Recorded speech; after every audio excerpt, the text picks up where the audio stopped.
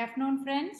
It's Friday afternoon, going to be 3 o'clock, and we from the Scientific Society of Arupadavidu Medical College, a constituent college of Vinayaka Missions Research Foundation, deemed to be university, are back with our 26th episode, that is Series 5, episode number 26 of Forefront of Future Frontiers, the Triple F webinar series. We welcome you all for this session, and a special welcome to Dr. Geetanjali, who is a guest speaker for today. Over to Dr. P.F. Kotur, our Dean, to welcome the speaker. Very good afternoon to our esteemed speaker and the esteemed participants. And as Mahalakshmi said, this is the 26th one. Last week we had the Silver Jubilee webinar. And on behalf of our management, on behalf of our Honorable Chancellor, Madam Chancellor, and the University at large, I take this opportunity of welcoming Professor Geetanjali for this workshop to deliver the very appropriate topic, which is presently very much needed. Just one or two thoughts on this. Ever since the WHO declared this pandemic as a national disaster, which has disturbed the lives, all facets of our lives, and which has caused the economy as well as the health of the globe totally disturbed or shattered, and it has challenged all the leaders across the globe.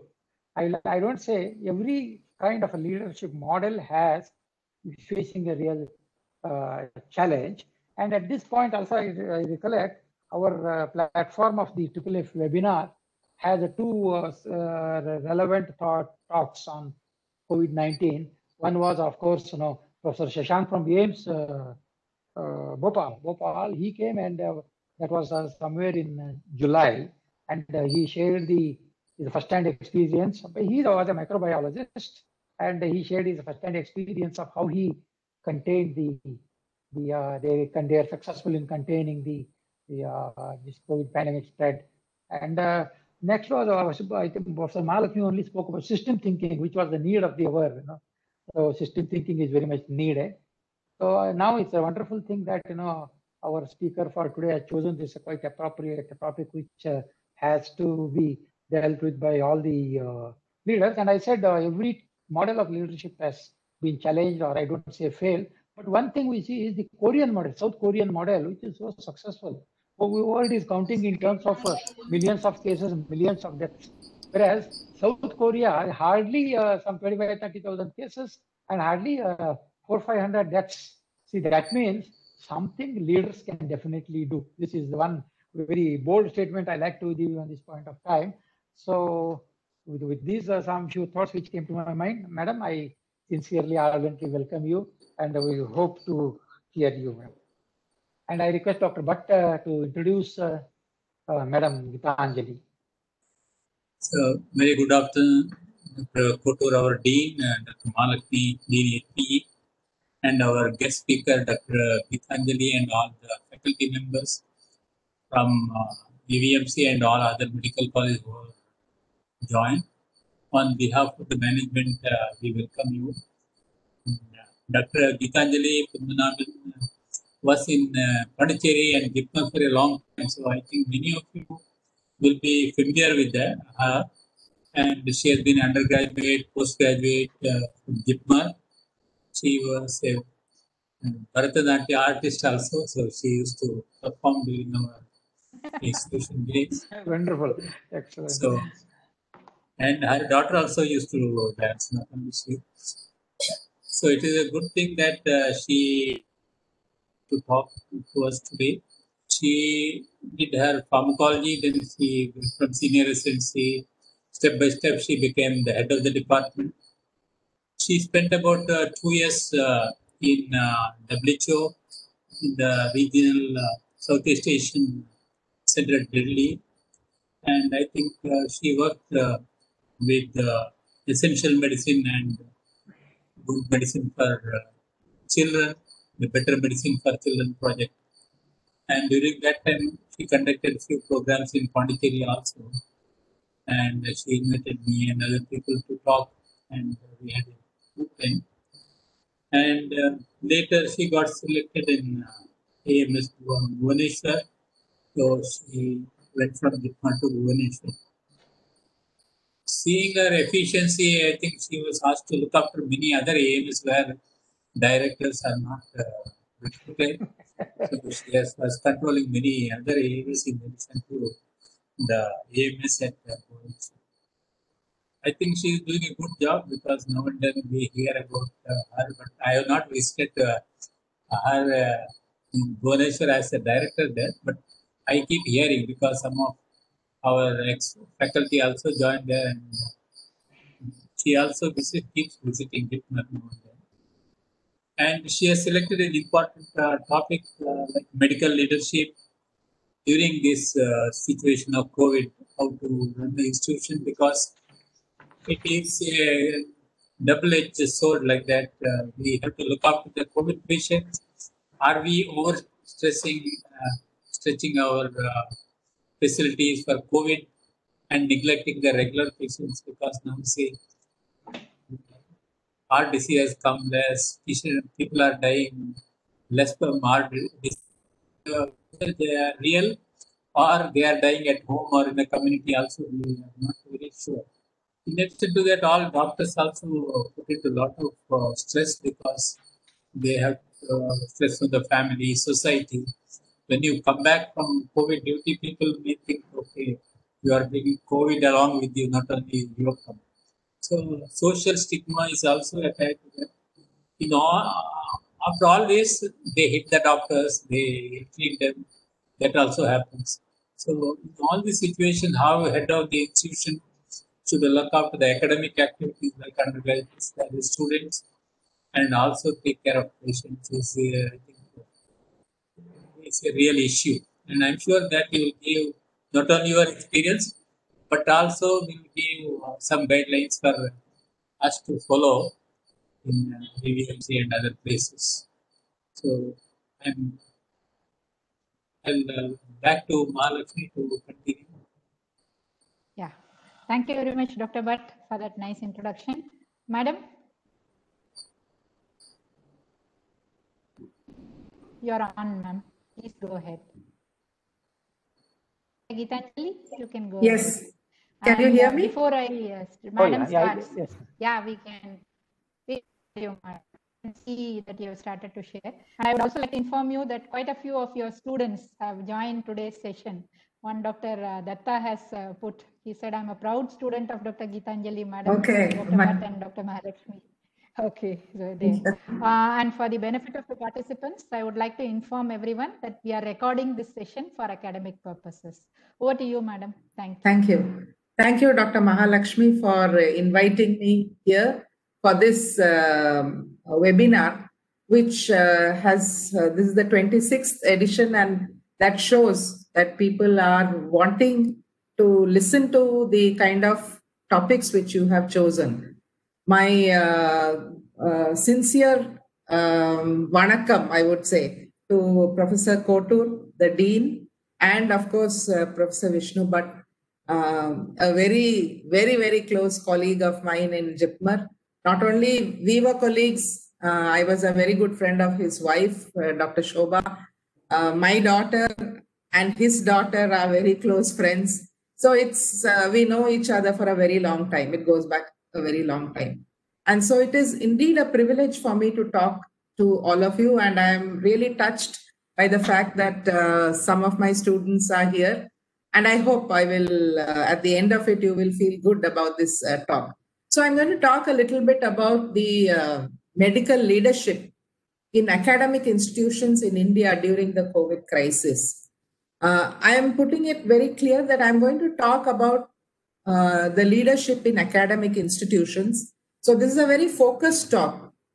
And all of us may have read this editorial, Dying in a Leadership Vacuum, by the editors of the New England Journal of Medicine, came out this month on October 8th. They, of course, spoke about the crisis which has produced a test of leadership. Of course, they spoke about the leadership in United States of America specifically. And this has raised a bigger question. There are some countries which have done well, some countries which have not done well, some countries which have done terribly. And they are not able to find out what is some countries led by women have done exceedingly well, and so on and so forth. But I'm going to look at a situation in our country in the medical institutions, because we've all had a tough time coping. So for the next 35 to 40 minutes, I'll talk about a little bit about the Indian scenario. What are the main domains of responsibility in a medical institution, what each entails, and how COVID has impacted these areas. Mainly, I'll be discussing how we managed at AIIMS Bhubaneswar, because at this time, all of us have been quite isolated because we have not been able to meet each other. Mostly it's through WhatsApp or emails or phone calls and things like that. So I'll just talk to you a little bit about what we did. Some places where I think we could have done better. So the first thing which came to my mind when I was making these slides is, were we prepared for the scale of the pandemic? I'm not talking, yes, we were prepared. From January, people were saying something is coming. But we were never prepared for the scale of the pandemic. We took it far too easy. And I think this was the first mistake all of us made. We were told to have beds ready, ICUs ready, ventilators ready. Okay, we are making. It was, we had it ready, but we really didn't think about, all the things which go into providing this kind of care. So in India, if you look at the number of hospital beds, a majority of the hospital beds are in the private sector. The government sector has relatively few beds, hospital beds. Similarly, ICUs, because when you're looking at the ICU beds, it's the same thing. The numbers are much more in the private compared to the public sector. And if you look at the ventilator, it is the same status. And this became very critical, especially when you are looking at treating the more serious patients. So if you look at inpatient facility in India, about 65% of the beds are in these 7 states. And of course, there is a large intra-state variation. Bihar, Odisha, and Chhattisgarh, they have dismal figures. So we were expected to play quite an important role, especially when it came to looking after the more serious patients, because we had the capacity at AIIMS Bhubaneswar. Now, if you look at the inpatient care for COVID, a lot of things happened simultaneously. Implementation of Epidemics Diseases Act, Disaster Management Act, and the government quickly realized that unless we leverage public-private partnership, it's not going to happen. And that's what happened in Odisha too. The government asked the private hospitals to give beds for COVID. In fact, about 2 or 3 of the important private hospitals were converted to COVID hospitals, and patients were shifted there. Some of them were makeshift hospitals also. The second thing which I think the government did really well was they expanded testing capacity. If you remember, there was this DG of WHO saying testing. And in February 2020, we had only 14 of these labs. And then it has now expanded to, currently we have 1,962 labs with testing capacity for them for doing COVID-19. About 1,024 tests, 24 for doing RT-PCR alone. So this hasn't come, just like that. There has been a concentrated effort by the DG ICMR, Professor Balram Bhargav, by the head of AIIMS New Delhi. Almost every week, they were holding a video conference. All of us used to log on. All the directors of all the new AIIMS plus JIPMER, PGI, Chandigarh, NIMHANS, all got together to make this happen. So they established mentor institutes for upscaling testing, and then they built capacity. Also expanding outreach, and then collaborating with private sector. So this was a really good strategy which worked. And the leadership rose to this because each of us was tasked with looking after some states. For example, AIIMS Bhubaneswar was tasked with looking after Odisha as well as West Bengal. And we have delivered. In that time, from when we started from mid-April till now, we have delivered the entire thing which they asked for. So if you look at AIIMS microbiology department at Bhubaneswar, we were the second in the state to take up the responsibility. The moment we started testing, till now we have tested nearly 50,000 samples. And we have mentored 20 labs in Odisha as well as West Bengal. So this is in addition to the routine work which people were doing. So you can imagine the moment we start testing for COVID, the entire precautions, keeping the samples, transporting the samples, everything comes into play. And our faculty were fantastic in being able to do this. Now, there are other models like Professor Kotur spoke when he started. There are other models in India too. And some of them, though they are, in a particular town, and you would look at the public health experts who came out with it, there was a lot of input from the academic side. I know that one of the nodal officers, the center has assigned 2 nodal officers from each institute like AIIMS to aid the state in having these kind of policies. So there was a lot of leadership role which was played even in these kind of models, which were extremely successful. Again, the Dharavi model. I mean, when we really expected things to sink, Dharavi is a shining example of what could be achieved. So if you look at the medical leadership, one thing comes out. One is you need to have some kind of adaptive leadership. There is no one model which can be followed, and there has to be an adaptation, a learning, a kind of flexibility which goes into this leadership, which is important. Now, most of you are from medical institutions, and you will be familiar that in any medical institution, we have these 5 divisions or areas in which a leader has to focus on. Academics, the hospital, services, administration, finance, and engineering. It's the same in AIIMS Bhubaneswar also. But the point was, this whole thing happened so quickly, there was little or no time to prepare. There was also a feeling of, it may not come kind of a thing. So we really didn't take it very, very seriously. So when the pandemic struck, almost all these sections came to a near standstill, and that's the truth. Now, if you compare a medical institution with any other educational institution, it's like comparing apples and oranges. We really can't compare between the two. One of the things, and I'm looking at the most important aspects, for example, when all the other educational institutions, they sent their faculty, they sent their students home. Now, we couldn't send back the interns, we couldn't send back the residents, we couldn't tell the faculty don't come or work from home, because the hospital needs to run. There are a lot of patients in the hospital. The casualty has to run, the OPD has to run, people have to keep coming in emergencies, COVID patients have to come. So what happened was these things relating to age. Some people said we are above 60 years, we have hypertension, so we shouldn't be asked to.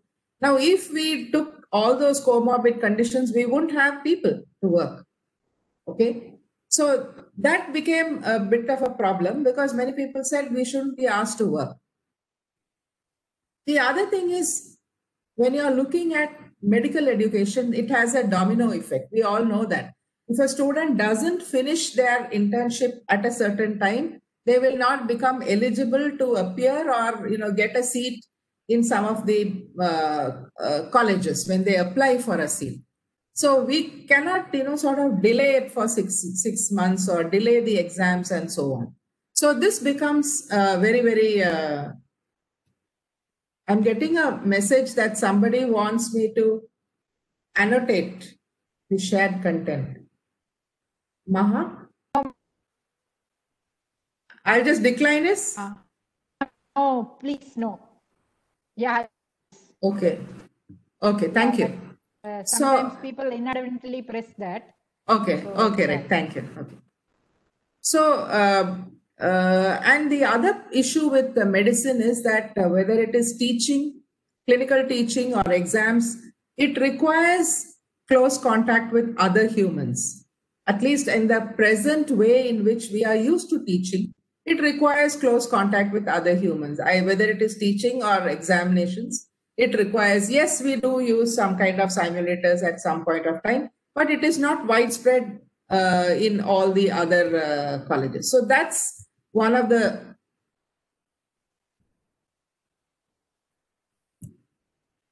So what are the challenges faced by leaders of medical institutions?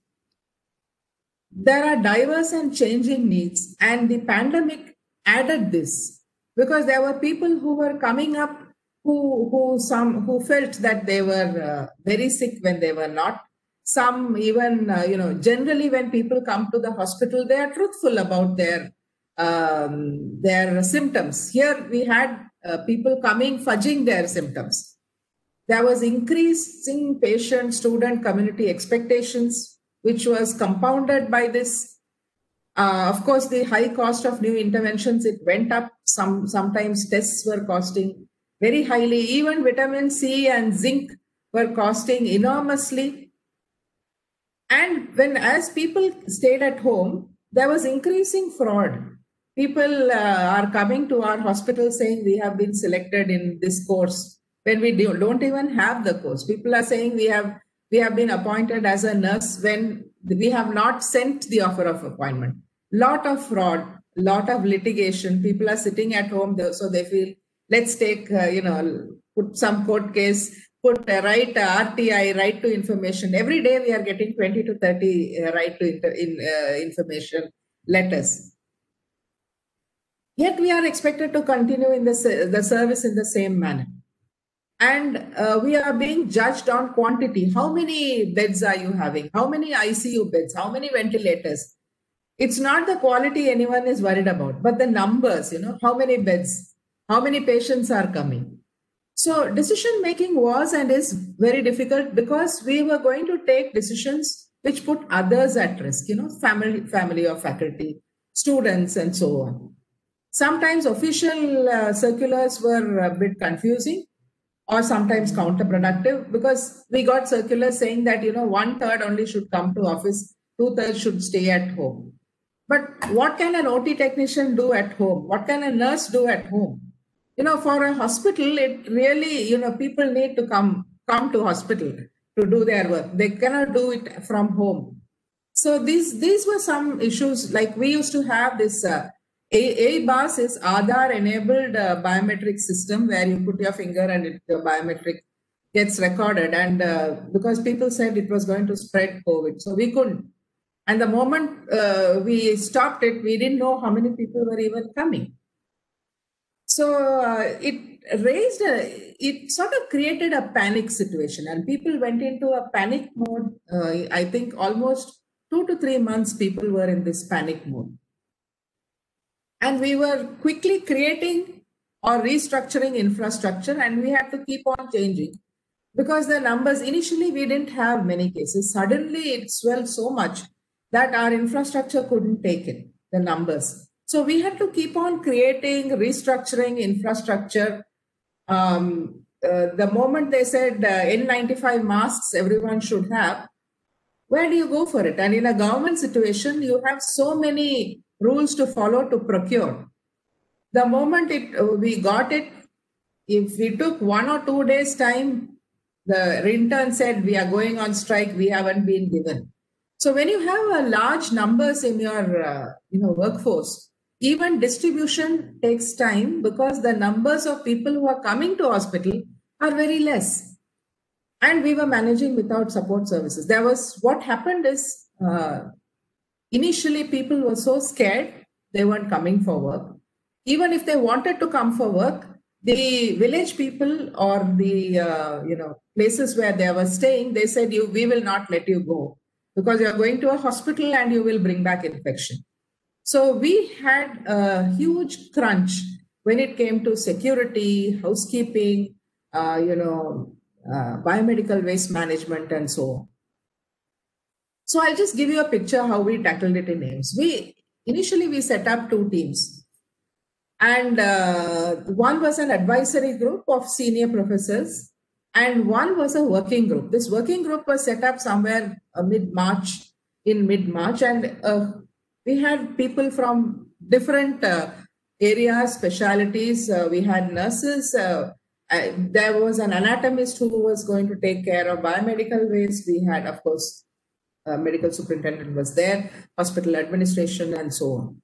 So this working group used to meet through video conference. Initially, we used to meet physically, but later on, when the numbers were going up, we decided we will only meet through video conferencing. And they used to meet with me.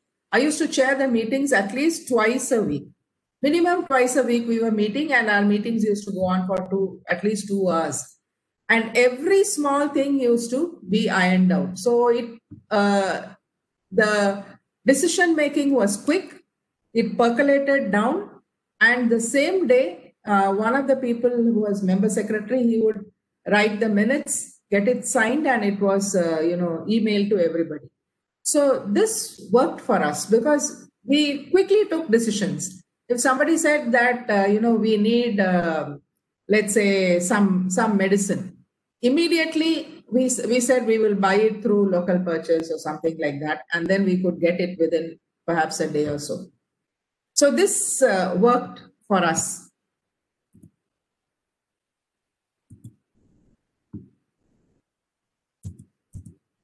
Okay, I'm not able to. So what were the challenges in the early stages? The challenges in the early stages was that the first case was admitted in March 19, 2020. And it so happened it was the son of the medical superintendent who had traveled from abroad. And it had a very bad publicity. We had very bad publicity. Though we had standard operating procedures in place, someone had written to the press saying that procedures were not followed and so on. And we really bore the brunt of extremely bad, vicious publicity at that particular time. So this became my main important thing. And I'm just putting one on from this Telegraph. But every major newspaper, every major national TV channels carried this, that there is something going on in AIIMS Bhubaneswar. So the first thing what I did was I didn't know how to react. I gave my phone. I took my phone and I gave my phone to my secretary. And I told her, I'm going to do a video, you record. This was sitting in my office. She recorded a video. I did a video for 2 minutes explaining that we had our standard operating procedures, nothing was broken, no rules were broken, that I have gone through the CCTV camera footage, and that boy is isolated, he's in our hospital and he is taking treatment. So this quickly, within 24 hours of, all hell breaking loose, we were able to address this issue, and it died down as quickly as it happened. And so because of this, everyone knew that in AIIMS, there was one case with COVID positive. That boy did not have any symptoms whatsoever. He had just traveled from abroad. He had a headache. So his father thought it's better that he gets him. So except for that, he quickly became negative also, but we kept him for the full 14 days before we sent him home. But what happened was, just because he came, we had, for the whole entire hospital, we had only 12 people in housekeeping and security. So you can imagine the kind of pressure we were. There was no one to even serve food for the patients. We had a hospital full of patients who were sitting, who needed help, in all kinds of things.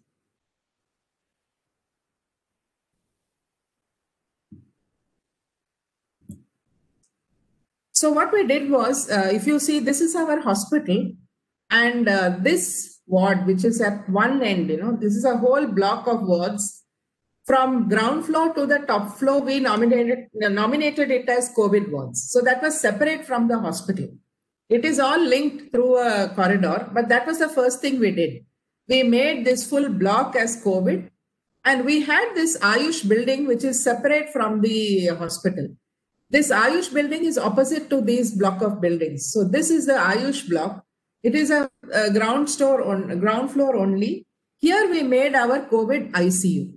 So we had 20 beds inside that, and just outside this Ayush block, just outside here, this the sitting area, we created this screening center where people would come, get screened, and then if they became positive, we will put them in these wards. If they were serious, we will admit them in the COVID ICU. So this was our plan, and these are some of my team members. He's an MP, honorable MP, who came to visit and see what was going on.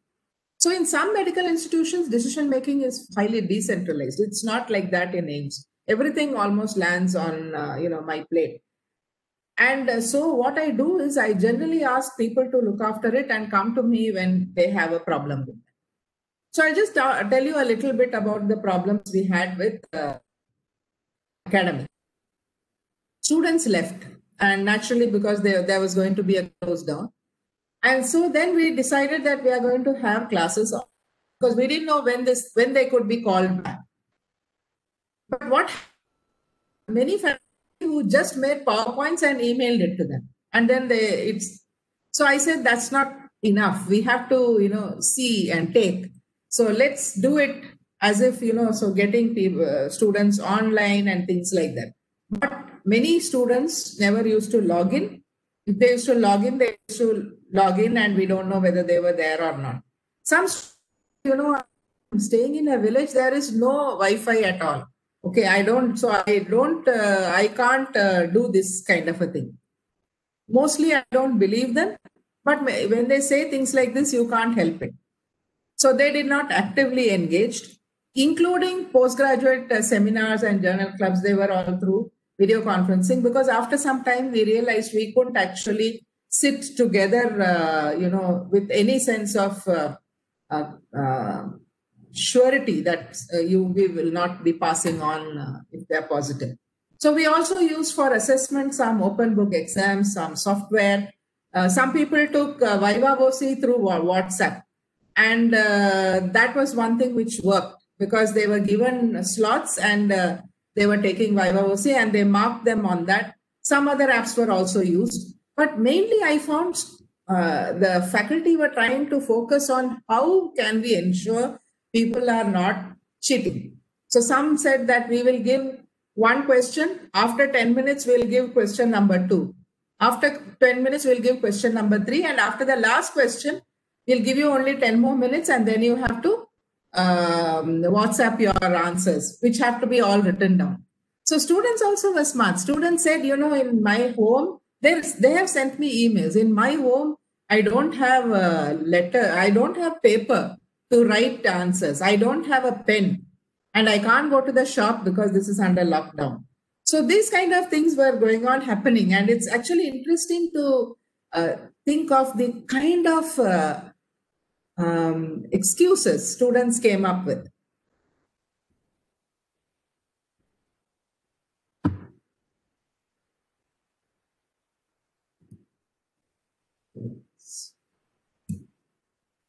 So what other issues related to academics? So one was, of course, teaching. That it was, we were teaching, but there was not much engagement, because mostly, of course, everything was online. And that was the whole thing, how to improve this from both sides, both teachers as well as students. And this thing was looming, how to conduct examinations. Some people have conducted MCQs, open book exams, and no one was really very satisfied with it. Now, once we wanted to restart, or we started, in AIIMS Bhubaneswar, students have already come back. Then again, this whole thing of where are we going to keep them? How are we going to separate them? Can we call them back in phases? Because many of the students, especially the first year students, were sharing rooms.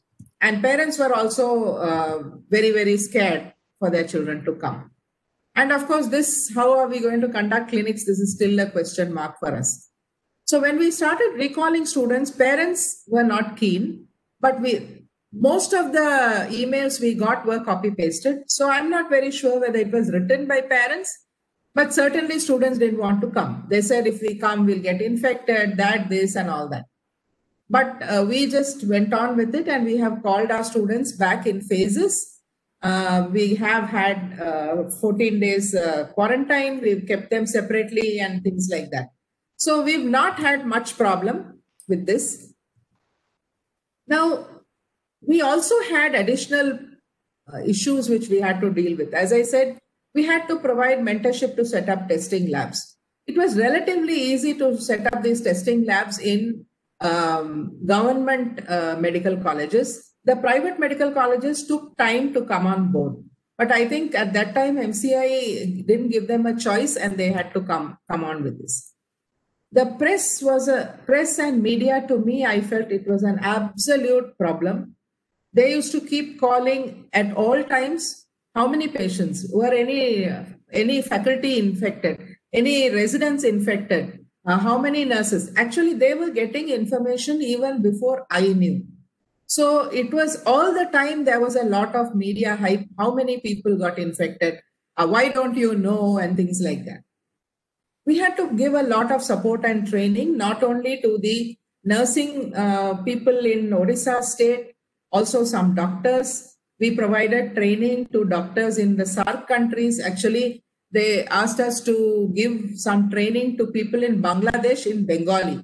And we had 3 doctors who could speak Bengali, so we did these programs. We were also providing a lot of non-COVID care, because where will people with neurotrauma or orthopedic trauma go?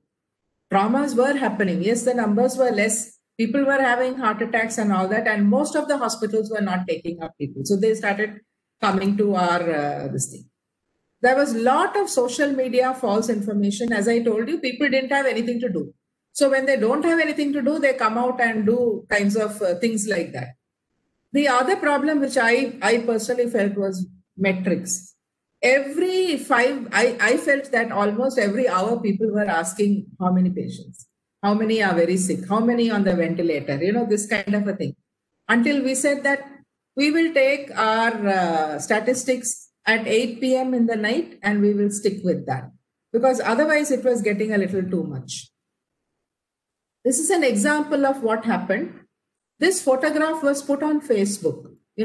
As you can see, this is all some PPE and all kinds of rubbish from a hospital which was thrown, and cattle on that. And it was put with this message.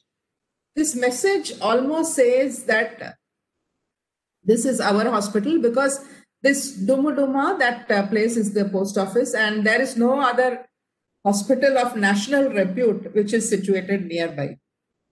And the moment this was put, we got a call from the municipality saying that, what have you done? So the person who was in charge of biomedical waste rang me up and said, ma'am, I'm sending this to you, which has come on Facebook, and what shall we do? So I told him, immediately, you please go with our security. I want you to see whether it is ours, because we have outsourced it to a biomedical waste collector, and we are up to date with all our paperwork. So it cannot be us, but I want to know what happened. So then he went and he found that somebody was trying to frame us. And then we called the municipality, showed it to them, and said, this is who is taking our waste, and we are not having a problem. We have a really sound biomedical waste management committee, and it is barcoded and all that kind of a thing. So these are some of the strategies which we undertook. One is preventing it spreading among patients and others, also to create awareness, training, educating the healthcare workers. This was a problem because they were not even coming. We had to create so many facilities. For example, we needed to create dialysis inside the ICU, because patients who were sick, sometimes when they went in for renal failure, they needed dialysis inside the ICU. So we had to create inside a COVID ICU. We had to keep on motivating people even to come for work. And then we had to keep on re-evaluating and adapting. So a lot of these small things which we took for granted started taking a long time. We had to spend a lot also. Cleaning became, twice a day cleaning with mechanized cleaning. And you will understand that with this numbers of cleaning, we also start to spoil, these chairs and all these things. They may look like stainless steel, but the quality. So this is the statistics, our hospital statistics for September 2020, last month statistics. So you can see that we are still doing a lot of non-COVID care along with COVID care. Okay. So this, almost in everything, we are doing deliveries, both in COVID positive women, normal women, major surgeries we are doing, both in 191 major surgeries, 61 surgeries in COVID positive patients. So like that. So we have to deal with both. And we also had to do recruitment because it had started and we needed to go ahead with the recruitment. And my problem was about identity, because what was happening, people were sitting with masks and some were wearing cap also. And so we just had a strip for the eye. And, so I used to keep saying, please remove your mask, because we don't know who is appearing for the Viva, because it's being done on video conferencing. They're not coming physically. Because of the lockdown and things, they couldn't come. And candidates also used to do tricks. If you ask a question which they don't know, they'll say, what? Sorry, I can't hear. It is this thing distorted and things like that. So there were a lot of tricks which were going on. Sometimes after selecting, they could come, or after coming, they tested positive. And some of them, after joining, they were scared to work. So even what happened was, even though we did quite a bit of recruitment, we didn't get the fruits of that recruitment. So this is a very, what shall I say, bittersweet experience for me. And as I cannot get over this social media related issues, because the kind of amount of media coverage which we have been getting, it will happen in most of the small towns. And especially if there is a kind of, differences in political leanings, this will happen all the more. So this, of course, some of them I have already misuse of Twitter, Facebook and all that. So we had to close down our OPD in July because we had to put nurses on 4 shifts because they couldn't work with the PPE. So we had to have more manpower in our COVID wards, and therefore we stopped our OPD, and also a lot of doctors were getting infected. And we started this telemedicine, and through an app, we brought out a AIIMS Bhubaneswar Swasthya app, and through that, we conducted our services. We also conducted some things like, micro teaching and things with very small numbers we could conduct. And a lot of other institutions like CSIR, there is this IMMT in Bhubaneswar. They made this kind of a coffin, where a body can be kept cold. Because one thing I want to tell is, during COVID times, even transportation of a dead body from the ward to the mortuary becomes a big problem. Because the hospital attendants don't want to touch, the nurses don't want to touch, the mortuary attendants are scared to touch, and the relatives are scared. So just a small thing of transportation takes on a huge, thing. We have been actually almost more than 1.5 months it took for us to even make this smooth, putting people so that as soon as someone dies, they are wrapped and taken with dignity and quickly to the mortuary. And we had to buy extra, freezer units to keep these bodies because the numbers were really very high. And this is my group, which I told you, they are all, they speak Bengali, and they are training the ones from Bangladesh. And we conducted exams. So exams, because this is, I think, MSc exam in community nursing. So they created this scene as if it's a home in the village. And these are the examiners who are seated there, and they they conducted the exam in that kind of a surroundings. So we did do something which helped us on the way. We had a large amount of construction going on. All construction stopped because the workers just ran away. And then we were able to restart. And the moment we said we were stopping our OPD, again, all the workers ran away. So construction has stopped almost now for about 6 to 7 months.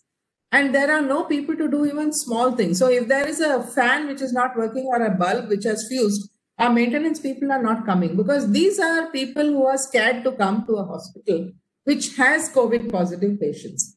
And therefore, even fitting things like UV lights and all became difficult. Maintenance of our effluent and sewage treatment plant and effluent treatment plant and the management of all this became a serious problem. The other issue came with procurement, because roads were closed, so supplies couldn't reach. We couldn't get drugs. We couldn't get, PPE and things like that. When they reached, there was no one to unload them. And sometimes the supplies, part of our supplies were taken away by the state because they had larger number of peoples to see. So there was also a constant change in expected standards, So when something came, somebody would read it and say, this N95 mask is not as per specifications and things like that. So this was a constant challenge. And I don't think it was only for us, but it was everywhere until this thing. Here are some photographs of, he's our store's purchase officer. He's a class A, group A officer, and he had to, unload from the lorries. These are pharmacists they had to unload. So these are the people who helped us. And this was one way in which we could do things, because they were big enough to forget about the fact that they were these group A officers who could go and do the work. And similarly, there was one boy who came and, helped clear the thing. And I made the mistake of putting it up on Facebook, and he was immediately thrown out of his house. And his village people said, don't come here for 15 days. So this is the guy who's getting a certificate from me on, I think it was on Independence Day. But the sad thing is that we had to keep him in our hospital because he was not allowed to go back home for some time till we were able to speak to the elders. So we gave them incentives, this, even insurance and things for them to work. I have already spoken about that. Okay. So how have the leadership coped? I feel the leadership have coped very well. Majority have done very well. And recognizing and addressing conflicts is very loaded. Sometimes you don't know whether to say anything or keep quiet. And there is a lot of pressure on staff, especially for us, for admissions, for admitting into the ICU and things like that. And I believe the ICMR has shown good leadership role in improving the testing capacity. And a lot of research has been done even by our own people. So the open secret is you cannot have this kind of controlling kind of a leadership. It's not going to work. A delegating leadership is what is going to work. And I will just conclude by saying the medical leadership has done very well in coping with the pandemic and also showing the way. And it's reflected in different ways depending on various factors in the ground level. Some people can do better, some do worse, mainly because of what is there in the ground level and in the state. But ultimately, it is about doing something for the people. And it's not about getting praised for the work done. So if they keep that in mind, I think many of us are able to show how things can change. And so the challenge has been to keep things running as if there were no pandemic, when in fact there has been a serious effect. Seriously, our services have been affected. So I thank Dr. Vinod Patro. He has given me a few slides. And thank you very much for a patient listening. And I'll be very happy to take some questions. Yes, Maha, over to you. Yeah. Thank you very much, madam, for that wonderful talk. It was very nice, inspiring, and motivating to see how much of challenge was there and how you overtook these challenges. Shakti is really powerful. Actually, that puts me into think about particular quote, no, which that one American football coach was talking. Are you speaking, madam? Yeah, I can hear. Yeah. Yeah. So, like, we keep thinking that leaders are born, right? Like, we keep saying that leaders are born, they come once in a while. But actually, leaders are not born. They are, it's the circumstances, no? Bhumi in Azhuthathil Nilakari Vairamai Uruvedukkum. That's what Vairamuthu keeps telling, that you need the pressure of the earth, no, for the coal to become a diamond. So that is what it is there. So what actually comes into for in the presentation is that that it takes a lot of hard work, and also there is a price to pay when you want to go into that leadership position, and unless we pay that price, it is very difficult to reach that goal. That is what I think we got as the gist of this thing. And thank you very much for summarizing the challenges from various fronts which you had faced. There are some questions which we wanted to ask. Yeah, the most important thing is like whenever we have these kind of difficult situations, the most important thing is to reliable source of information, what I call as a single source of truth. That is the most challenging thing, especially when you have so many people, so many agencies coming and giving you conflicting kind of orders and rules. I remember that first week when we closed down, that is from March 21st to almost till 27th of March or something. Every 4 hours there was an update in the either Ministry of Health or in the human resources and all that. So how did you manage to get a reliable communication going to all the stakeholders? So what was your modus operandi for ensuring single source of truth? Yeah, so Maha, this was difficult for us also. So one thing is we used to go by information which came only from the Ministry of Health. Okay. So even if there was something from the other ministries, unless it was endorsed by the Ministry of Health to us, because we are an autonomous institution. So when it came to our DDA, who would give it to me.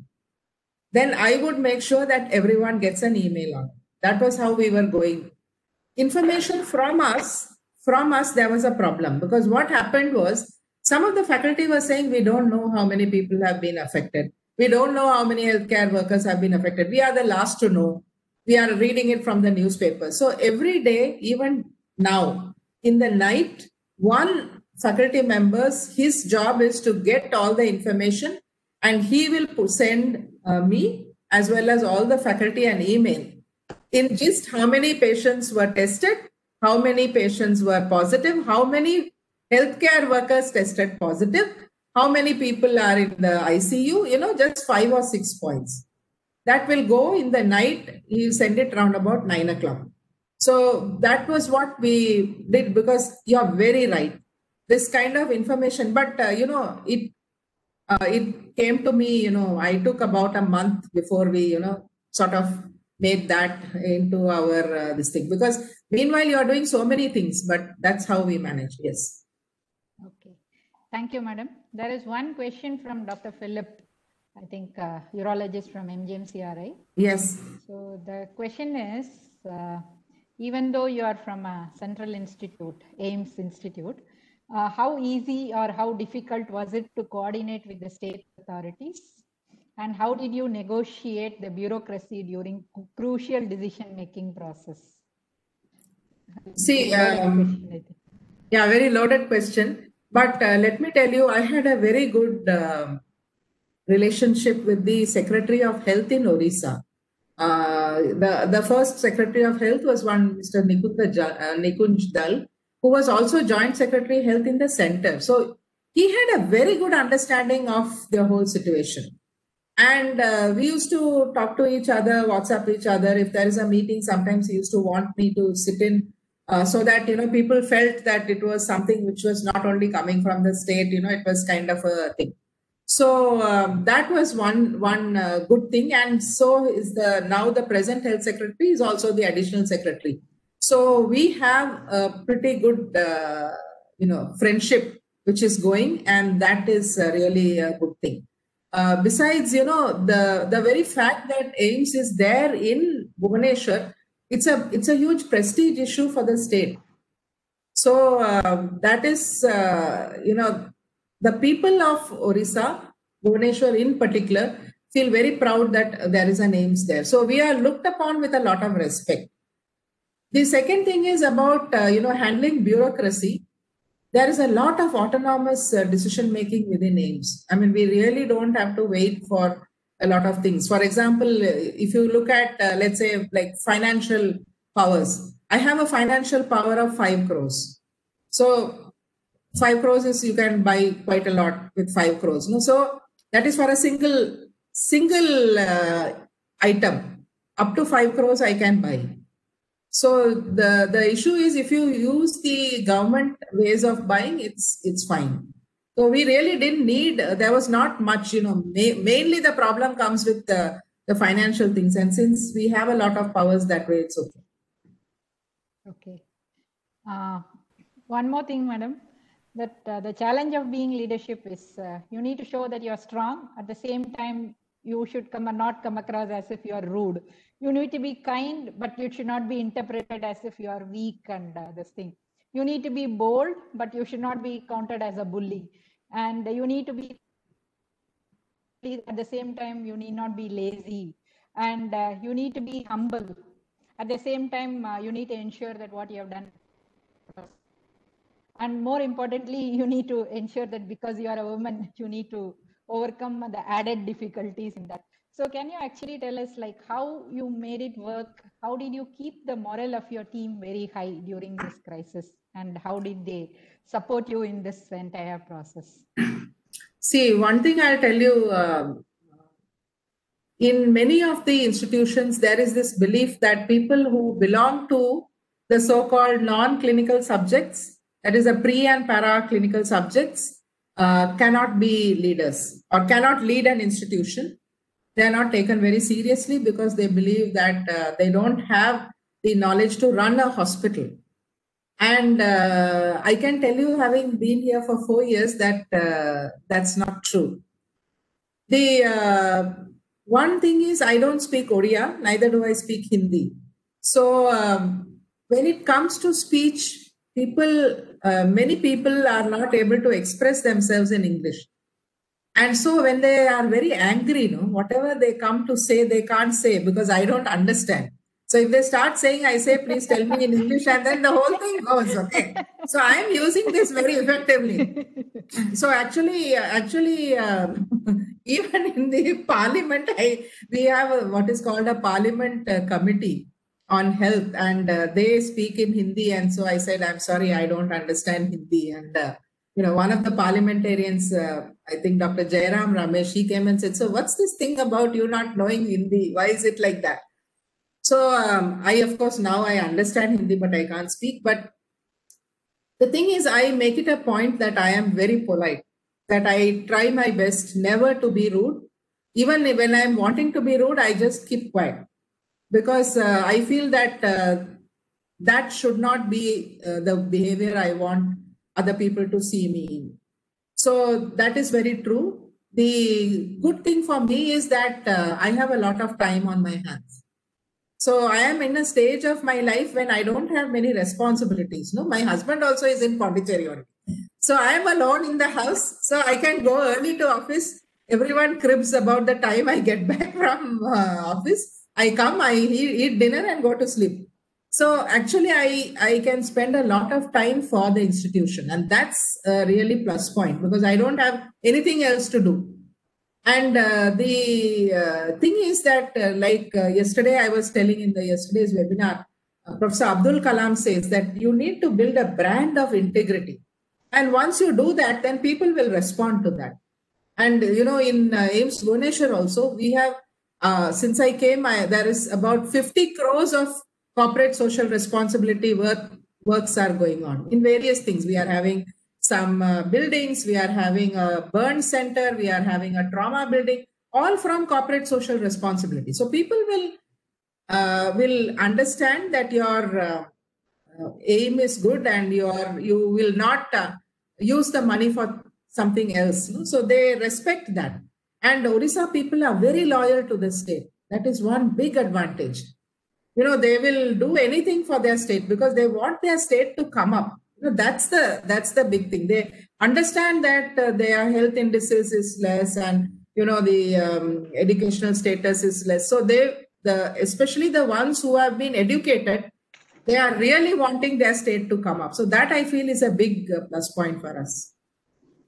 Yeah, ma'am, I have something to ask you. Yes, sir. You clearly reflected that the leader has to be a transparent, leader has to be communicative, leader has to be collaborative. Wonderful, excellent. But did you, as a leader, at any time face a challenge about violating any ethical principles in the larger interest of fighting the COVID? Sir, we have done that, I would say. Why I'll tell you is in AIIMS, we have this policy that we will not take patients once the beds are full.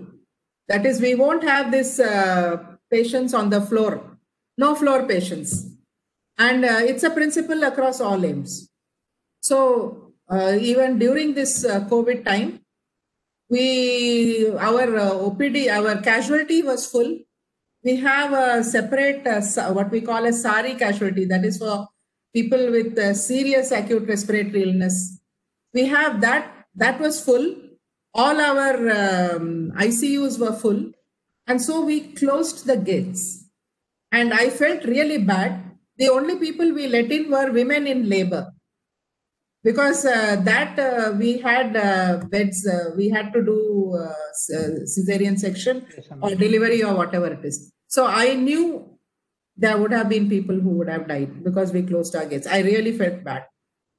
Okay. Thank you, ma'am. Thank you, sir, for that very insightful question. Dr. Vishnu, do you want to ask Madam any questions? I have a...